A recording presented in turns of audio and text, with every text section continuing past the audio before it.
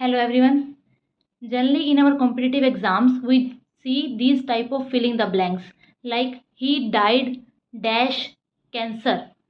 Which preposition will be used here? Of, for or from? कौन सी preposition use होगी? He died dash road accident. Which preposition will be used here? Of, from या for? Now let's understand what is the difference between die of, die from, die for. Die of का means होता है when someone is died because of a disease or an internal cause. जब कोई person किसी internal कोज की वजह से उसकी मृत्यु होती है या किसी डिसीज से उसकी मृत्यु होती है तब हम डाई ऑफ का यूज करते हैं। Like he died of cancer, he died of kidney failure, he died of high blood pressure. तो हाई ब्लड प्रेशर क्या है? एक इंटरनल कोज है, एक बीमारी है, उसकी वजह से उसकी डेथ हुई तो हमने डाई ऑफ का यूज किया।